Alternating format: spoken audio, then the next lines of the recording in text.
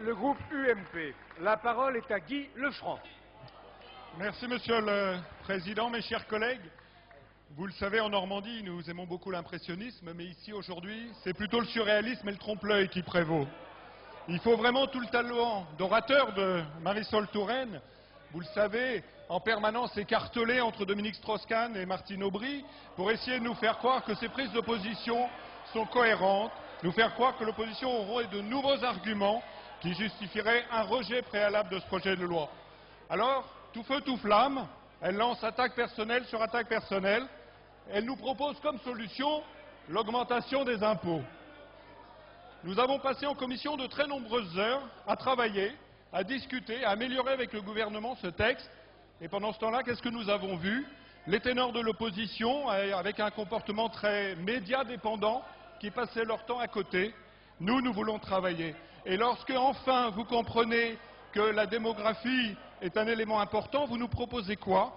Vous nous proposez de tenir compte simplement de l'espérance de vie. Mais savez-vous, Madame Touraine, que les femmes vivent en moyenne 6 ans de plus que les hommes? Est-ce à dire que pour un métier identique, vous allez proposer aux femmes de partir en retraite 6 ans plus tard que les hommes? C'est ça votre programme. Les multiples attaques personnelles proférées depuis des semaines. Osons le mot, nous avons vécu ici aujourd'hui, nous avons vu un comportement hystériforme de certains.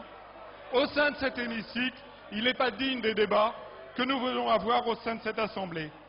Et oserais-je dire que la réforme des retraites a finalement un effet paradoxal. C'est de rajeunir certains sur les bancs de l'opposition et qui se croient ici dans une cour d'école.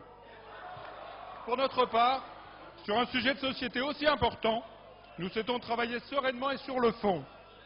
Au mieux, vous proposez 45 milliards d'euros d'impôts supplémentaires. Au pire, vous proposez de ne rien faire. Et à ce moment-là, on proposera la baisse des pensions servies à nos anciens. Lorsque vous nous parlez, Madame, d'audace et de responsabilité, alors oui, l'audace, c'est nous qui l'avons parce que nous n'hésitons pas à lancer cette réforme, à la proposer. Nous n'avons pas, nous, de vision électoraliste à court terme. Non, sinon, nous aurions pu proposer cette réforme après 2012 et c'est aujourd'hui que nous la proposons. La responsabilité, c'est nous qui la prenons avec une réforme responsable, efficace, éthique, absolue. Je comprends que ça vous pose quelques problèmes. Finalement, qu'est-ce que nous avons entendu dans cette motion de rejet? Nous avons entendu de préserver le fonds de réserve des retraites, qu'on va bien sûr financer par un déficit exceptionnel permanent. C'est une bonne solution, ça s'appelle de la cavalerie.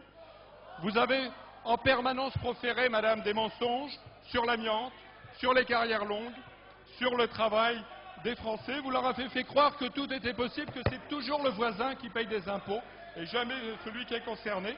Vous nous avez menti sur la convergence publique-privée, vous nous mentez sur les comparaisons des pays européens. Alors oui, aujourd'hui, dans cet hémicycle à la gauche, c'est vraiment la démagogie et le mensonge permanent. C'est le coup d'État psychologique tenté auprès des Français et l'irresponsabilité érigée en vertu. Mais nous pensons que ce débat doit avoir lieu ici et maintenant, dans cet hémicycle. Il n'est plus le temps de reculer. Et évidemment, chacun devra, devant la nation, prendre ses responsabilités. Pour notre part, majorité nombreuse et unie, derrière le président de la République, avec le gouvernement, aux côtés d'Éric Woerth, pour mener à bien cette réforme nécessaire et essentielle, nous refuserons cette motion de rejet préalable.